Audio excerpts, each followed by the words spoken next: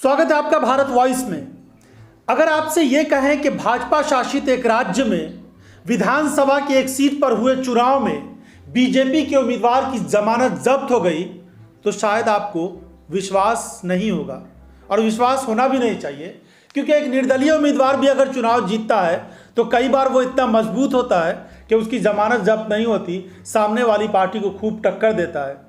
BJP वैसे भी इतनी बड़ी पार्टी है, देश दुनिया की बड़ी पार्टी कहती है, और उसके पास संसाधन और पैसों की कोई कमी नहीं है। तो ऐसी स्थिति में उसके उम्मीदवार की जमानत जब्त हो जाए ऐसा यकीन नहीं किया जा सकता। लेकिन 6 नवंबर 2022 को जब विधानसभा उपचुनाव का परिणाम आने वाला था, यानी महाराष्ट्र के मुंबई के अंधेरी उपचुनाव का जब परिणाम 6 नवंबर को आने वाला था, तो ऐसी ही खबरें आने वाली थी और इसी तरह की आशंका भारतीय जनता पार्टी को थी कि कहीं ऐसा ना हो कि उसके उम्मीदवार की जमानत जब्त हो जाए और ये बहुत किरकिरी वाली खबर बन जाए पूरे देश में, सिर्फ महाराष्ट्र में ही नहीं बल्कि देश भर में। और अगर ऐसा नहीं होता है, जमानत जब्त नहीं होता है, तो बुरी तरीके से करारी हार हो सकती थी। और इसी वजह से भारतीय जनता पार्टी ने अपने उम्मीदवार मुर्जी पटेल को मैदान से खींच लिया। बीजेपी ने अपनी प्रतिष्ठा बचाने के लिए कई सारे दांव चले। राज ठाकरे की चिट्ठी का हवाला दिया कि उन्होंने चिट्ठी लिखा, महाराष्ट्र की संस्कृति का हवाला दिया और भी बहुत सारी बातें कह के किसी तरीके से अपने उम्मीदवार को वापस ले लिया।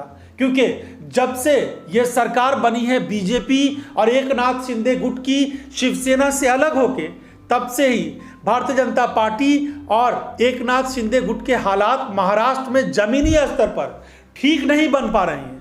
और इसी का असर अंधेरी के चुनाव में, क्योंकि पहली बार ये जब एकनाथ शिंदे का गुट शिवसेना से अलग हुआ है, तो ये कोई पहला चुनाव था विधानसभा स्तर का जिसमें ये शंका थी बीजेपी को, एकनाथ शिंदे को, कि कहीं ऐसा ना हो कि इसमें करारी हार मिल जाए।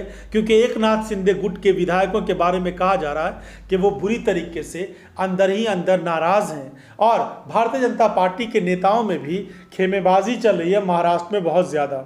6 नवंबर को अंधेरी के उपचुनाव का परिणाम आने वाला था और उसके पहले जो महाराष्ट्र में पंचायत समिति के चुनाव हुए और उसके जो परिणाम आए हैं वो भाजपा के लिए बेहद दुखदाई साबित हो रहे हैं। महाराष्ट्र की राजनीति में भारतीय जनता पार्टी और एकनाथ शिंदे अभी भी जमीन पर अपनी पकड़ बनाने में नाकाम नजर आ रहे हैं। महाराष्ट्र में पंचायत समिति के अध्यक्ष और उपाध्यक्ष के पदों का चुनाव हुआ। सबसे बुरी खबर भारतीय जनता पार्टी के लिए आई है कि नागपुर में उसकी करारी हार हुई है।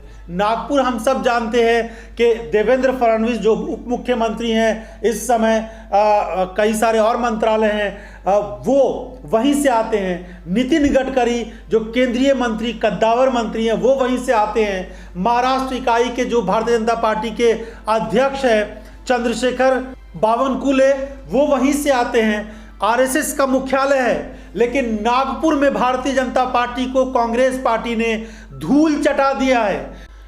जी हां, पंचायत समिति के अध्यक्ष का एक भी पद नागपुर में बीजेपी नहीं जीत पाई है और कांग्रेस ने अध्यक्ष के 13 में से 9 सीटों पर कब्जा जमा लिया है, जबकि उपाध्यक्ष के 13 में से 8 पदों पर कांग्रेस पार्टी जीती है। भाजपा के एक तरह से यहां पर सुपड़ा साफ हो गया है।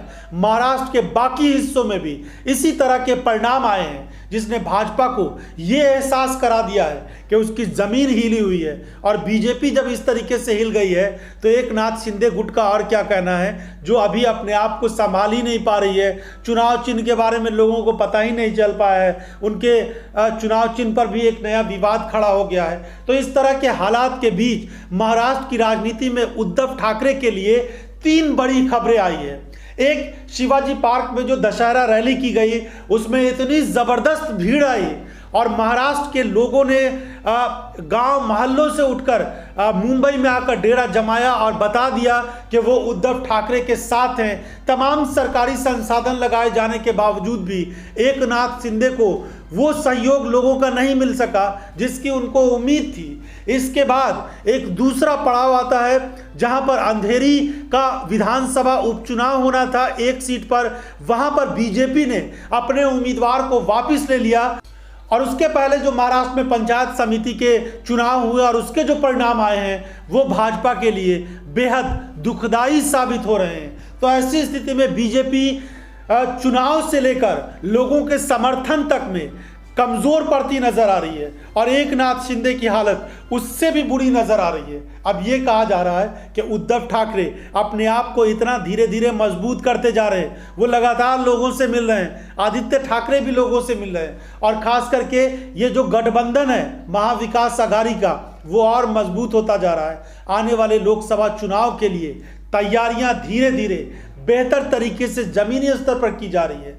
48 लोकसभा सीटें हैं महाराष्ट्र में और सोचिए अगर भारतीय जनता पार्टी का खेल यहां बिगड़ता है तो बस महाराष्ट्र ही एक ऐसा राज्य हो जाएगा जहां से बीजेपी का खेल बिगड़ जाएगा।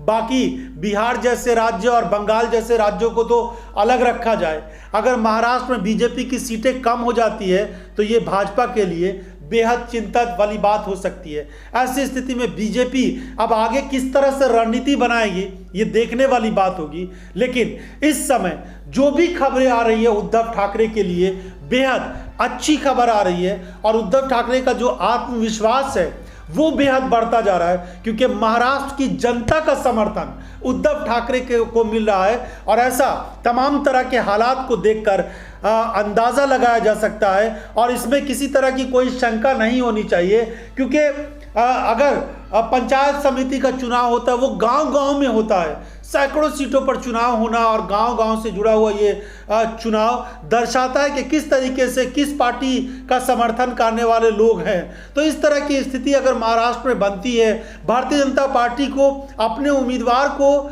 चुनाव के मैदान से वापस ले लेना पड़ता है। सोचिए भारतीय जनता पार्टी क्यों वापस लेगी, उसके पास क्या दिक्कत है, क्यों किस तरह की कमी है कि वो अपने उम्मीदवार को वापस ले लेगी। लेकिन जब बीजेपी को ये पता चल गया कि अगर चुनाव परिणाम में इस तरह की खबरें आएंगी तो सोचिए ये सिर्फ महाराष्ट्र की खबर नहीं होगी, ये तो पूरे देश भर में फैल जाएगी और विपक्ष के नेता इसको एक बड़ा मुद्दा बनाएंगे। आने वाले दिनों में बीएमसी के चुनाव पर इसका बुरा प्रभाव पड़ सकता है। भले ही भारतीय जनता पार्टी को ये लग रहा हो कि इससे उनको सिंपैथी मिलेगी, मराठी वोटर्स कहेंगे कि नहीं गुजरात के थे मुर्जी पटेल उनको विड्रॉ कर लिया बीजेपी ने और एक दिवंगत नेता हैं उनकी पत्नी यहाँ पर खड़ी हुई हैं तो उनको एक तरह से श्रद्धांजलि देने की बात होगी, महाराष्ट्र की संस्कृति को बरकरार रखने की या जिंदा रखने की बात होगी।